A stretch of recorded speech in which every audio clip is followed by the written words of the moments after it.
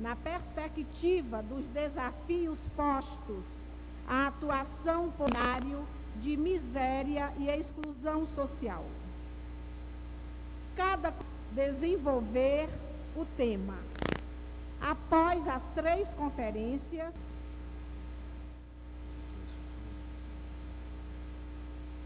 então, inicialmente, a professora Tânia Bacelar, seguida do doutor Erundina, para a sua explanação.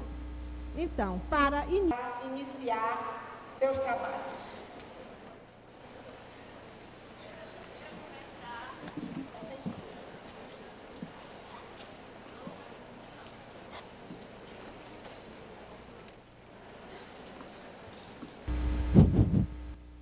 Eu queria começar agradecendo aos organizadores de participar da discussão com vocês nessa manhã, sob a coordenação da Marieta, e dividindo a mesa brasileiros nos últimos anos. A nossa quase senadora falou, eu não sou assistente social, eu sou economista. Do Congresso me pediu, o meu papel nessa mesa seria o de político brasileiro atual, no contexto do qual a vocês os aspectos econômicos da proposta. Eu vou, portanto, pegar o grande tempo. Os outros conferencistas, a gente combinou, vão pegar outras perspectivas. No primeiro momento, eu vou chamar a atenção, talvez desnecessariamente, não é produto do neoliberalismo. Nós vamos ter, num país que já tem uma enorme exclusão social. O século XX revelou ao mundo uma das economias mais como um país rural e agrícola. E chega do planeta, os 7 grandes e nós. Que país avança esse projeto neoliberal? Depois, qual é a grande orientação para o rumo de médio prazo, mas desde o governo Collor, e se a gente for mais rigoroso, desde o governo Sarney? Está a dissecar para vocês um pouco das principais características do neoliberal, pela configuração do modelo que está por finais. Portanto, a primeira reflexão que nós estamos tudo para aprofundar a exclusão social no Brasil. Marca. Ele é ao mesmo tempo um país com enorme capacidade de resposta à produção brasileira nos últimos anos. Nós vamos aparecer como uma das economias mais brilhantes da geração de renda. Nós somos ao mesmo tempo isso. Foi isso que a gente fez e ao mesmo tempo o 3º país de renda mais concentrada do mundo, e Serra Leoa. Esse é um país que conseguiu brilhar, onde 10% dos mais ricos apropriam quase metade, apropriam apenas 2% da renda nacional. Somente. Então, é nesta sociedade que avança e com herança de fratura social fantástica. Primeiro, a concentração da riqueza e dos meios de produção cresce sob o comando de poucos. A terra, a reforma agrária, continua uma bandeira até hoje, também apropriada por poucos. O oligopólio é a grande motor da atividade brasileira. Vocês vão encontrar 3, 4, às vezes 5 grandes grupos que dão um perfil produtivo bastante concentrado. E, portanto, fator importante que tem a ver com esse primeiro é que a orientação sentas e para o exterior. Se a gente analisar para onde é que se, digamos, elitista, nós nos negamos a ser uma economia de consumo de massa, das classes altas e para a demanda externa. Esse que tem sido o grande carro hoje, que é o terceiro maior produtor de grãos do mundo. Não é que a gente não tenha capacidade de produzir. Nós fomos capazes de nos transformar ao mesmo tempo com uma sociedade de famintos, na véspera do século. O Estado brasileiro foi um dos principais responsáveis por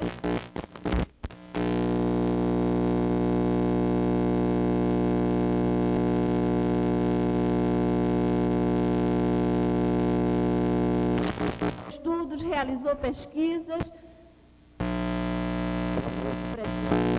na área social.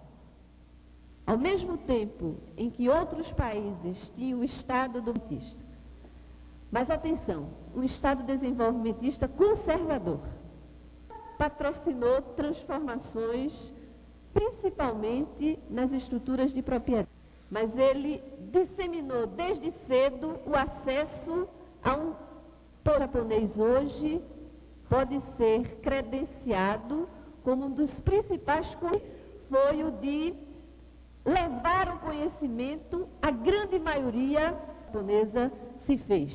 Aqui não. A elite brasileira nunca permitiu.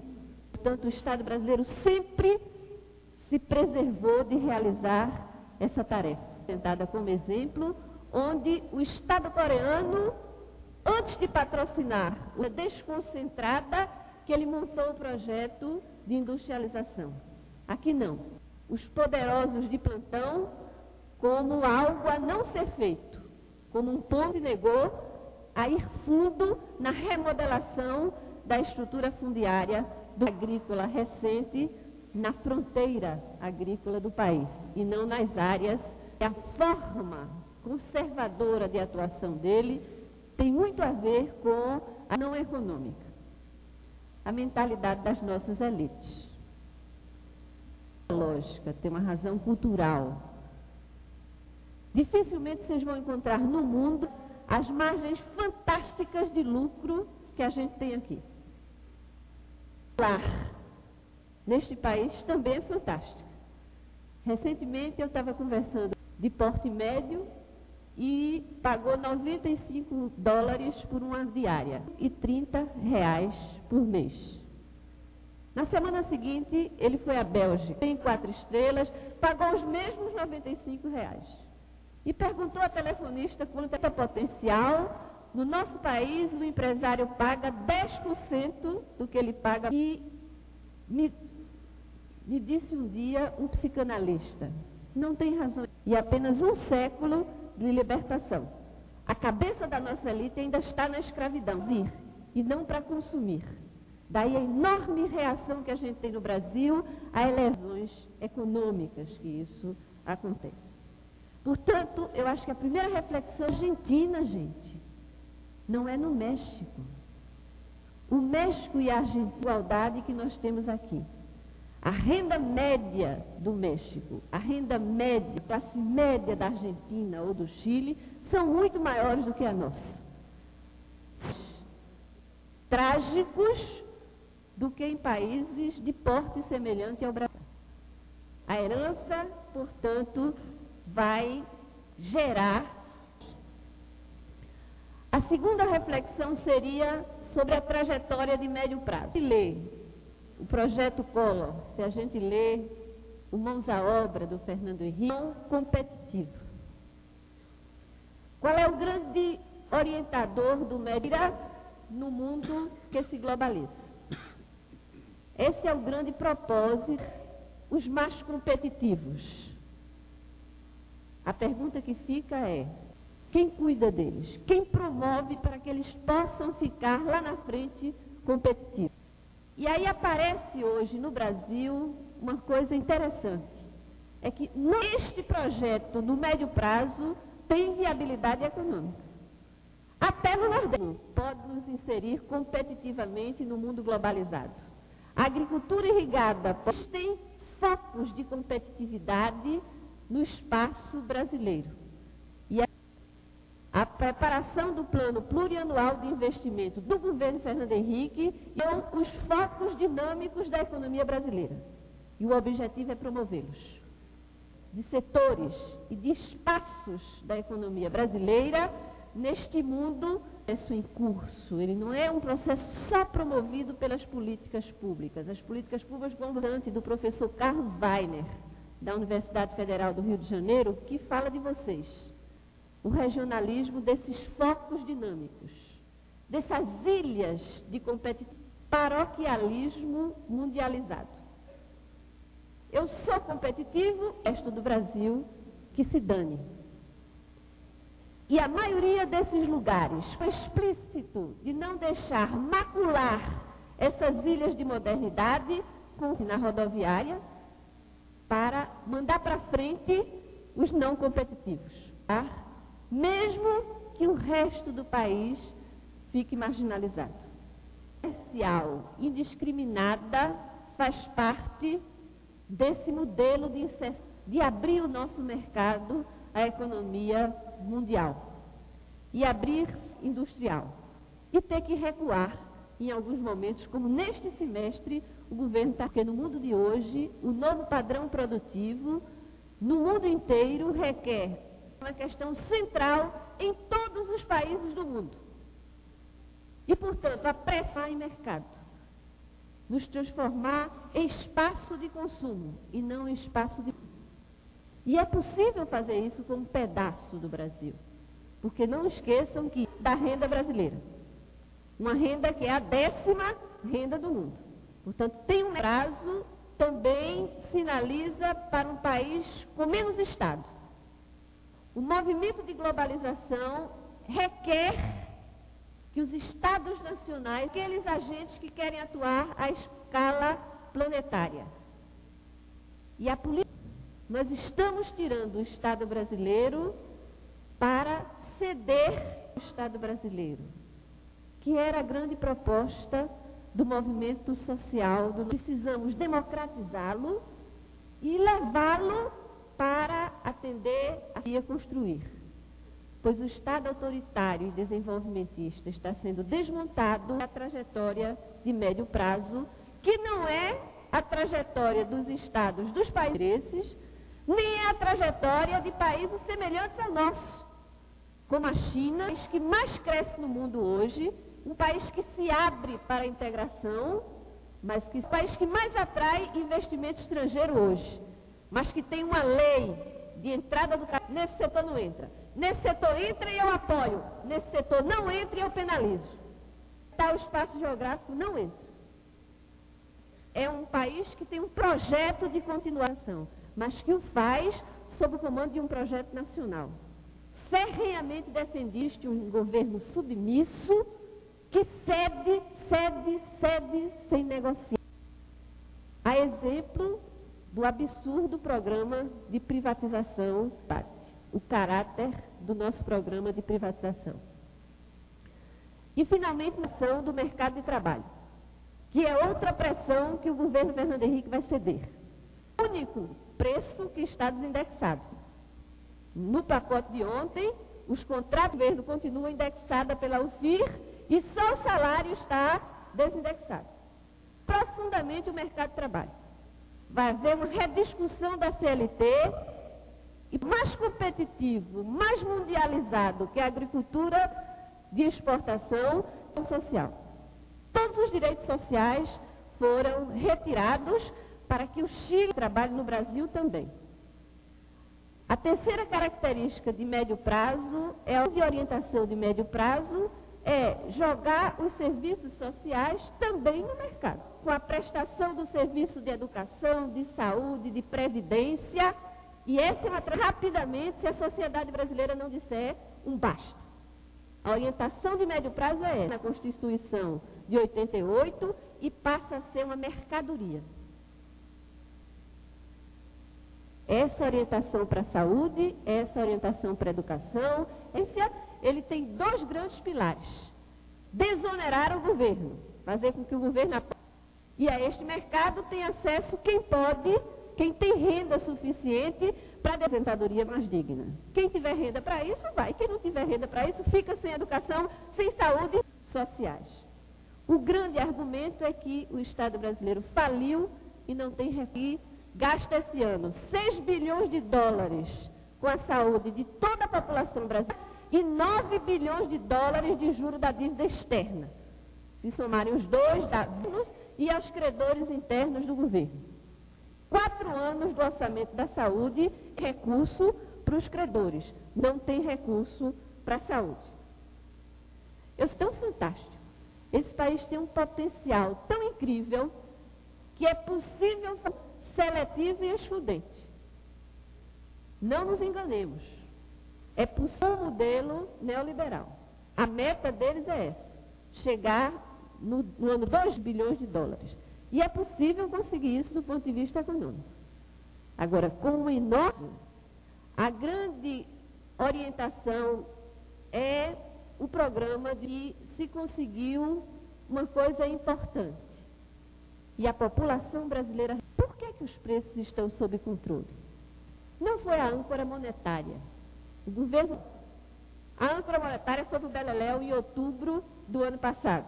Nos últimos 12 meses, pelos economistas, cresceu 160%, quando a inflação no mesmo período foi 35%. 3 preços segurados. Os preços públicos, de 0,5%, e a energia tem o mesmo preço hoje que tinha no dia do real. Põe uma política tarifária que degrada a oferta desses serviços, mas garante a taxa de câmbio.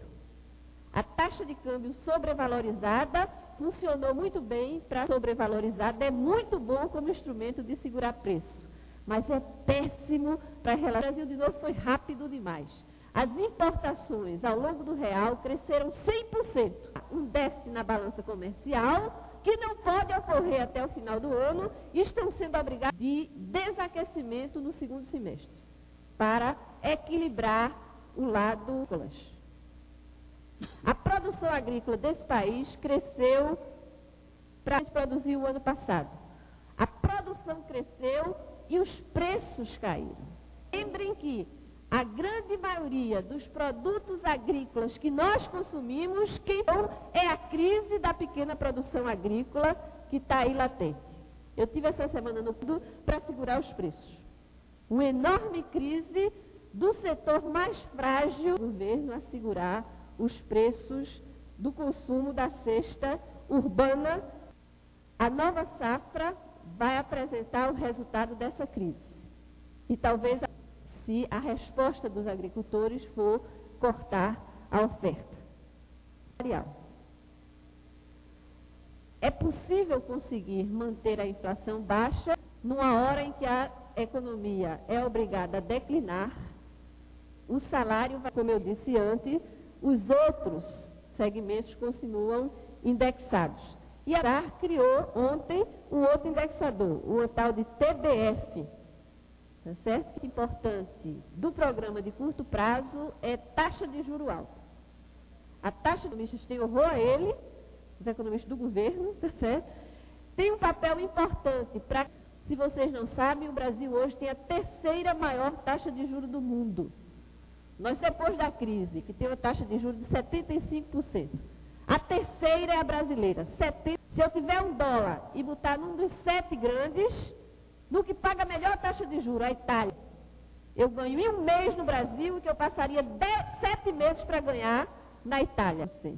O Brasil paga 70% a quem aplica nos títulos do governo. O papel dos juros é central nesse modelo, porque ele continua, a ação financeira ganhou fantasticamente no tempo da hiperinflação, mas continua ganhando aplicações de médio prazo.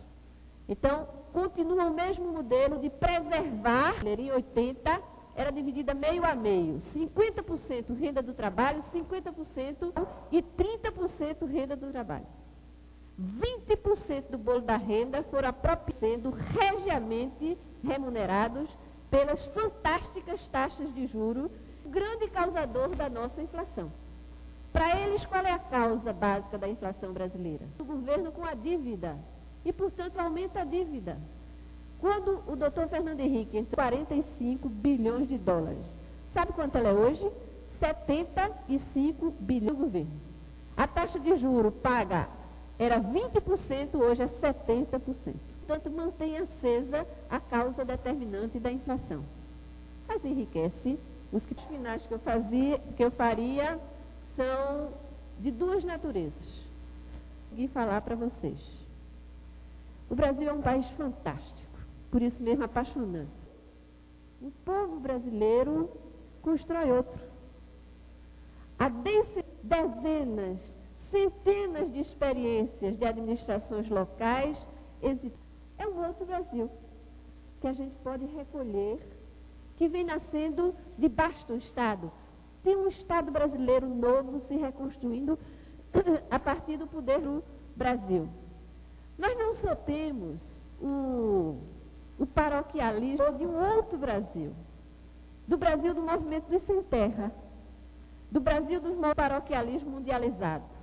Porque esse Brasil, o que é que ele faz? Ele se organiza ao resto do Brasil, ele clama por um projeto de Brasil. Ele exige que ele tenha a fazer de acesso à terra ou de recuperação pelo que eles perderam. Existe, e ele tem avançado também nos últimos anos. E eu queria lembrar, não estão só na rodoviária do paroquialismo mundializado. Existem numerosas que estão nas prefeituras, que estão nas ONGs, que estão reconstruindo esse Brasil que vem.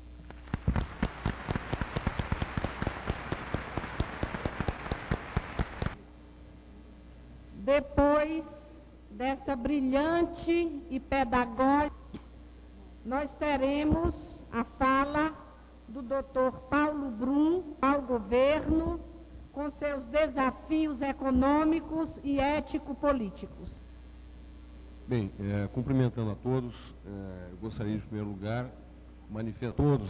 primeiro lugar, manifestar minha satisfação de retornar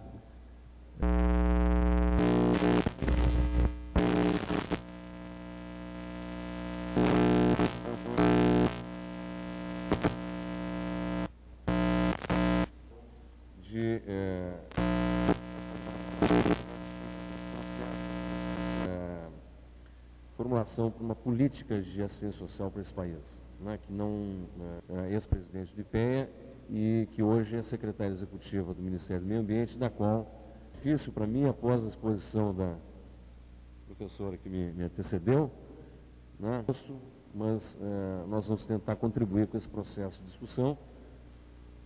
Já em 1988, com a discussão da então Constituição, e depois culminaram com a formulação da LOAS, né, que... Bem, nosso tema, o cenário político, econômico e exclusão social, no IPEA, né, que eu coordenei, sobre reforma do Estado. A inclusão se insere nessa questão do delineamento de que Estado nós queremos, somos inseridos.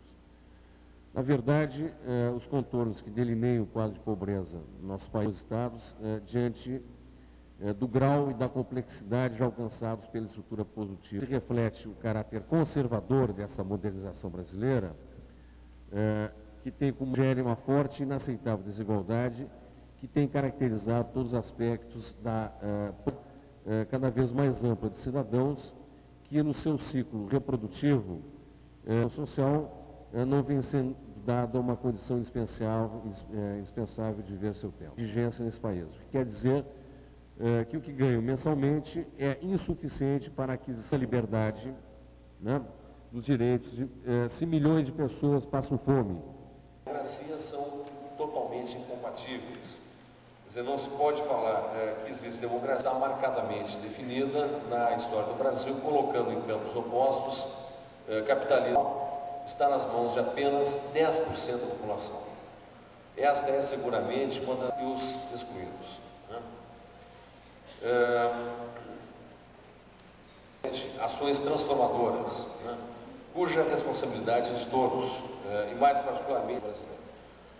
Nesse sentido, a inserção da assistência social como política pública, que no campo social, na medida em que busca acabar com estruturas fisiológicas e clientelistas, a ampliação da cidadania contra a miséria pela vida, né, lançados em 1993 por representação, né, teve um processo muito difícil em termos setores, aqueles que iriam uma transformação efetiva, e que chegaram até a apresentar propostas do governo, e aqueles que, tentando impedir esse por uma situação quase que de caos, de inexistência de políticas, sem que se tivesse com as suas etapas definidas, que resultou posteriormente. Já no atual governo é lançado o Programa Comunitário Solidário, com uma estratégia de articulação de alimentação, de trabalho, de moradia, de defesa dos direitos da cidadania, envolvendo os distintos ministérios. A assistência social, apesar de existir uma proposta de criação dos organismos atuantes nessa área, tivemos a criação da Secretaria de Assistência Social no âmbito já do Ministério da Previdência Social, a Secretaria Nacional de Assistência Social também, que era a antiga SAS. Bem, da sociedade civil brasileira, no combate à fome, esses cobresmos da sociedade civil e seus programas e iniciativas locais. São os programas sociais já preconizados pela LOAS, que é imprescindível que ela não seja convertida à sociedade, aproximando o Estado da sociedade, da comunidade.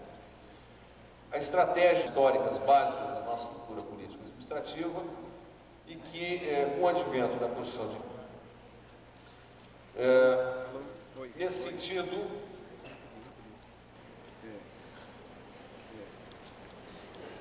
uma outra questão que diz respeito são a que tipos de gerentes são apropriados para o programa social. Quer dizer, excetos o programa social apresenta na prática, portanto, que perfil de gerente é preciso formar em matéria dos direitos sociais, se envolve diretamente com os problemas concretos e imediatos, no qual é decidido o sucesso dos programas na prática.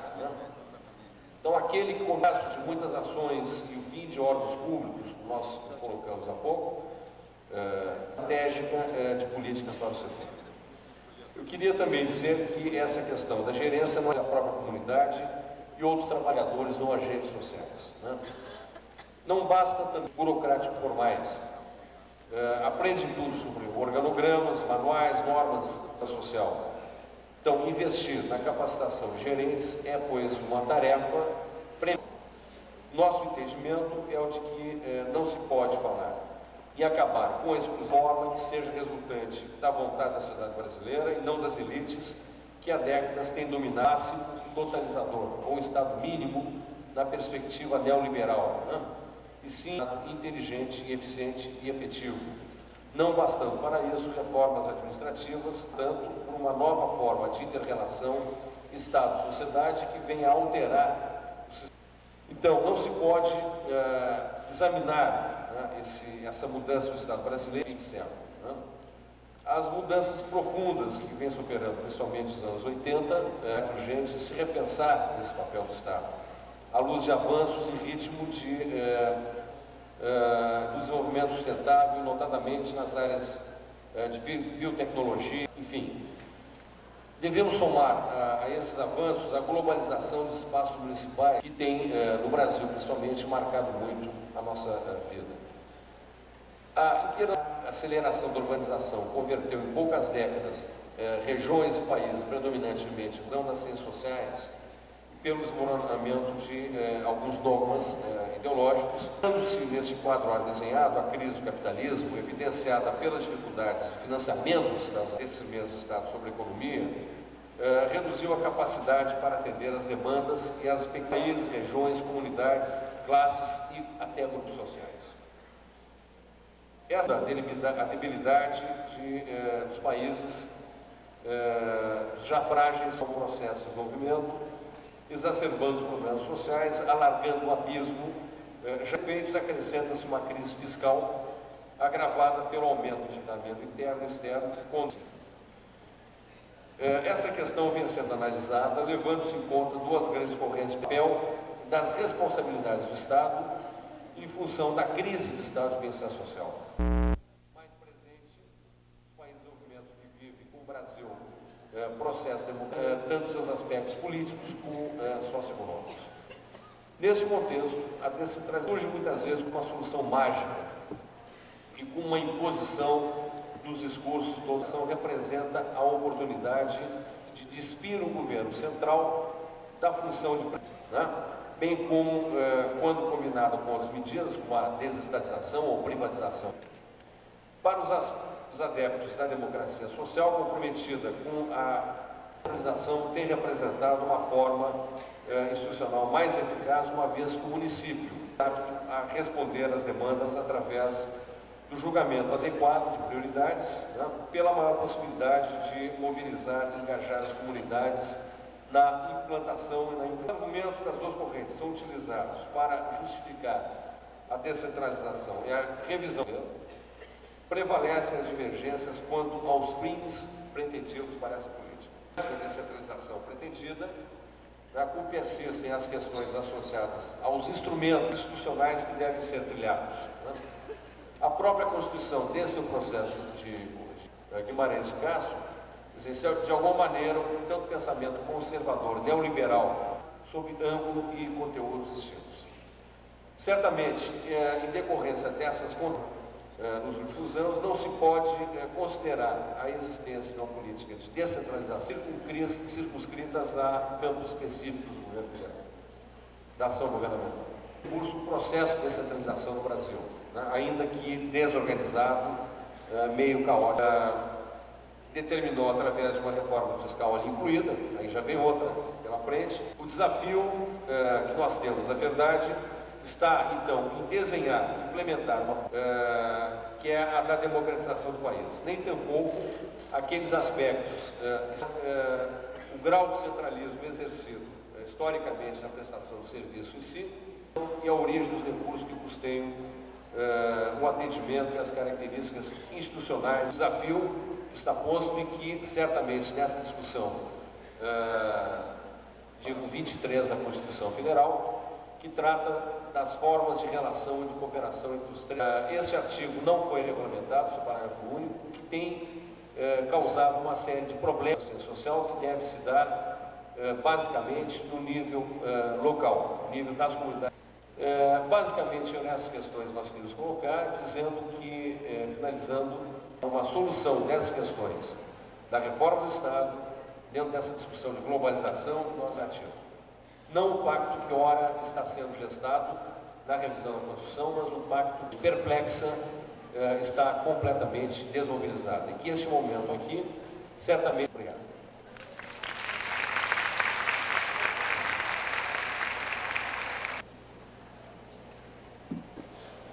Depois da intervenção, a professora Luísa Erundina.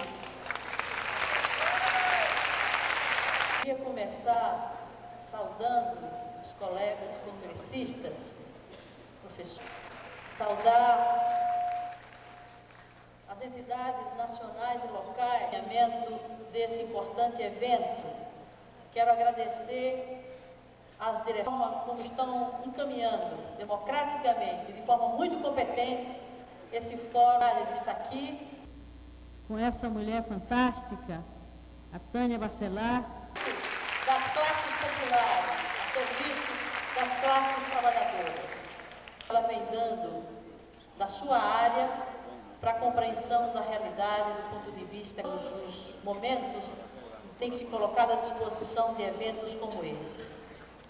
Que ele hoje esteja tão limitado à visão oficial que lhe impede de...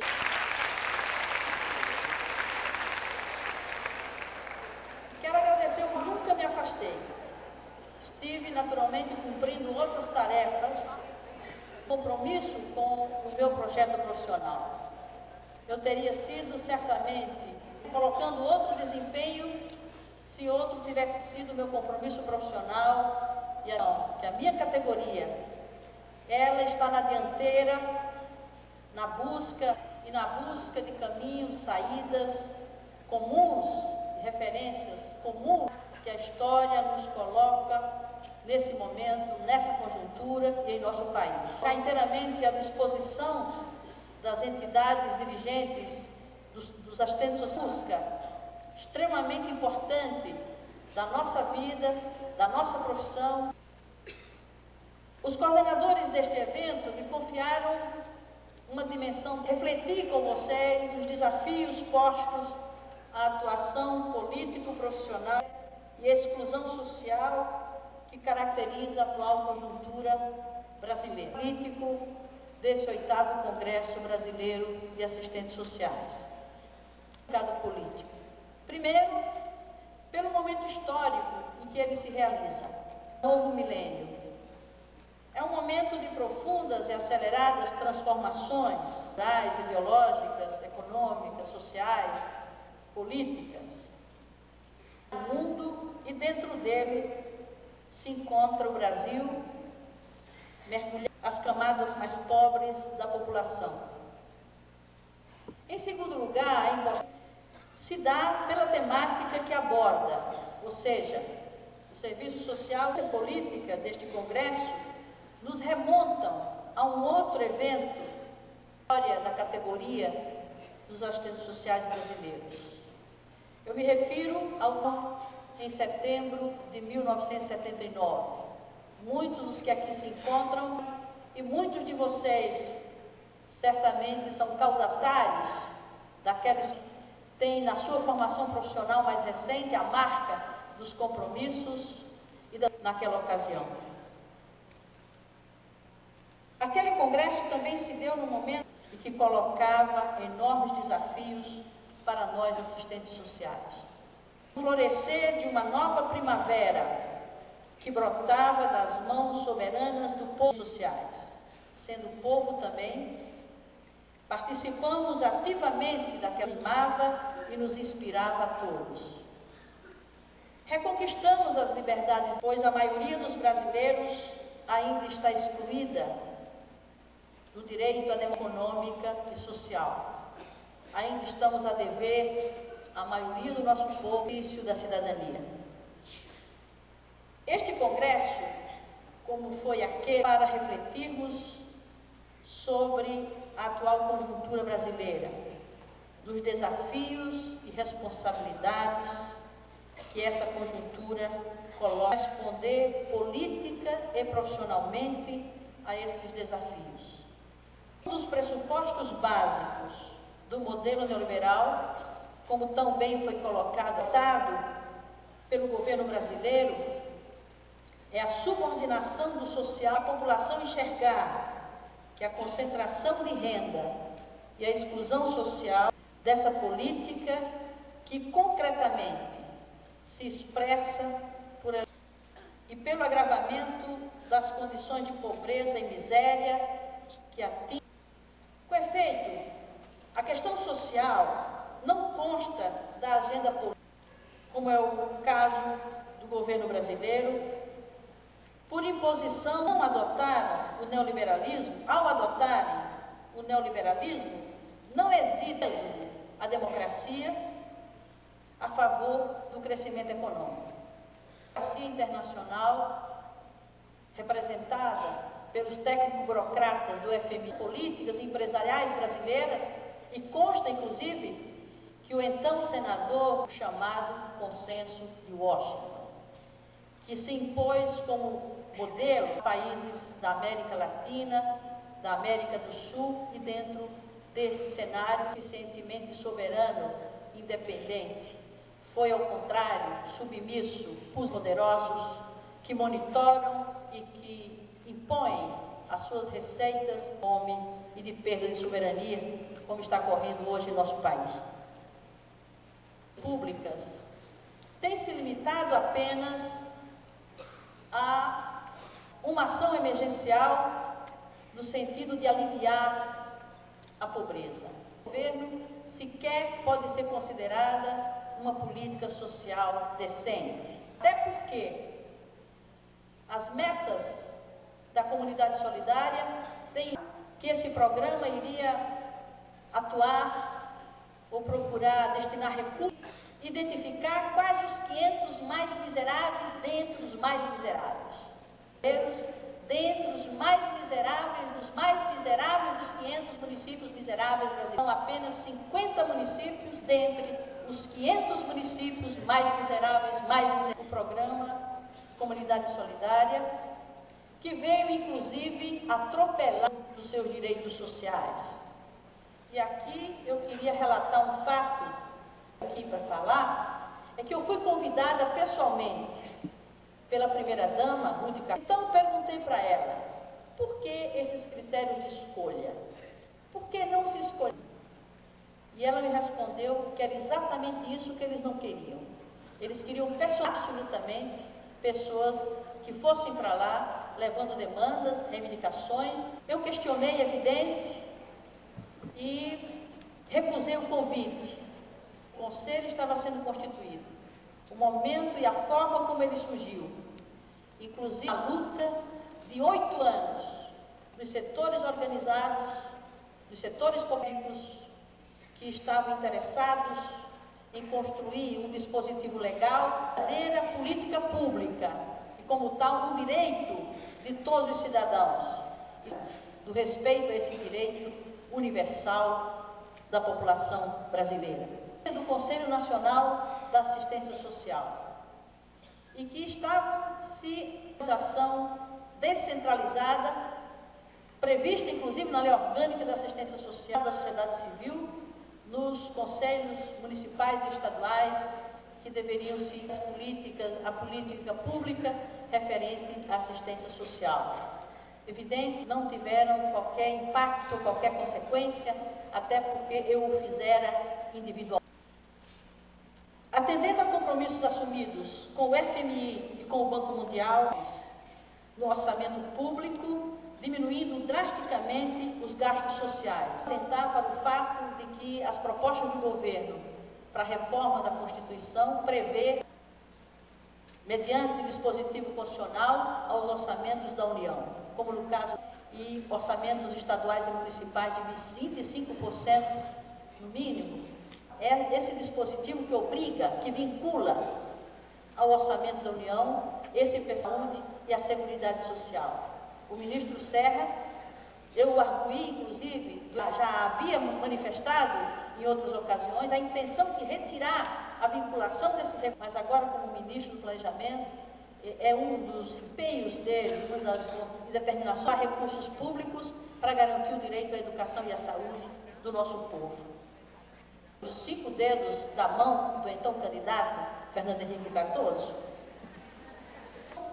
do já mencionado programa da Comunidade Solidária de caráter feito a uma política social de superação da pobreza, mas é uma política social reduzido de municípios brasileiros. E esse programa, até agora, desses 50 municípios selecionados dentre os mais pobres do país, e de buscar parceria com os setores organizados do Conselho da Comunidade Solidária. E aqui, Paulo, eu não acho que a municipalização desse programa signifique efetivamente distribuição de poder e recursos. Vamos colocar na mão de prefeitos e de governadores. E os conselhos municipais e estaduais, diretamente por governadores e por prefeitos. E serão eles a convocar, eles não vão convocar, nem muito menos convidar, pessoas que representem a prefeitos e governadores e a própria comunidade solidária, no sentido de uma política de superação da pobreza, e não apenas de alívio da pobreza. Devidamente legitimadas e com delegação de poder para representar os consultivos, como é o Conselho Nacional, como é o Conselho da Comunidade Solidária, que se participe e decida sobre as prioridades e sobre o gerenciamento desses recursos, que o governo usará para tentar construir uma base e uma sustentação. O governo não tem sustentação do povo, embora ele hoje se expressa por uma hegemonia, sobretudo no Congresso Nacional, no país e na definição das políticas públicas. Cuidado, portanto, atos de trabalho que possamos ter com esses governos nos obriguem a implantar nada manipulada, cooptada clientelisticamente por preços que devem ser um marco e um espaço e uma perspectiva. elegendo governos municipais e governos locais, que efetivamente têm o compromisso de dividir o poder com os cidadãos do âmbito local. É essa a base de construção para que possamos influir na construção de governos com propostas que sejam opostas à intensa descentralização, que não é outra coisa, insisto, que é passar para mãos de prefeitos e governadores, ideologicamente, clientelisticamente, para reproduzir no âmbito dos municípios e dos estados e do Congresso Nacional.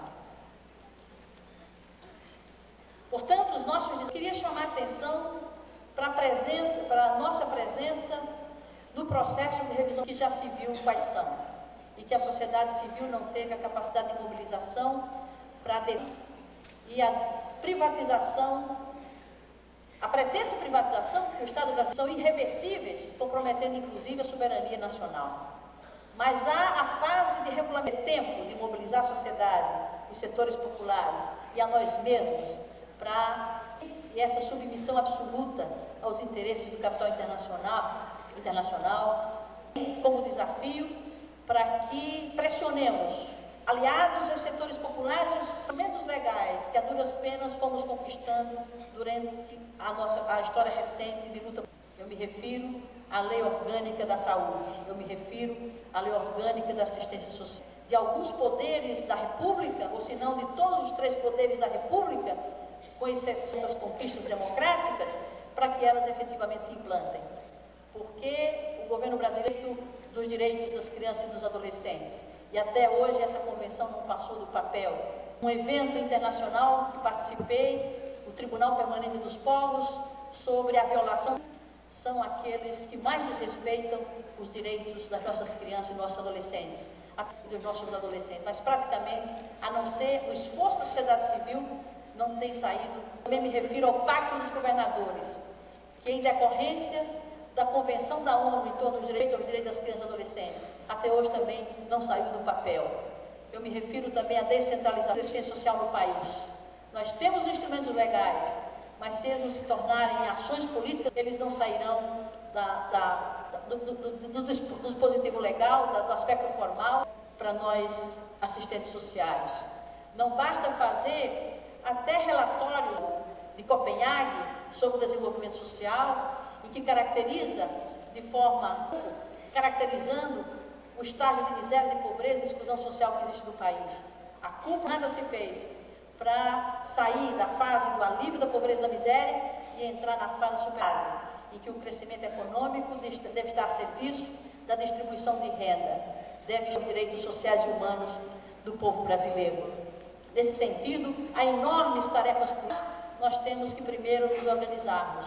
Nós temos primeiro que estabelecer as nossas estratégias de luta. A mudança de cenário, de quadro político, social e econômico em nosso país. Portanto, das instituições públicas ou das instituições privadas. Nós temos que manter aquele sentimento de indignação e de pressão, para não descobrir o seu passado, de ser um mero executor de políticas públicas, sem nenhuma crítica política.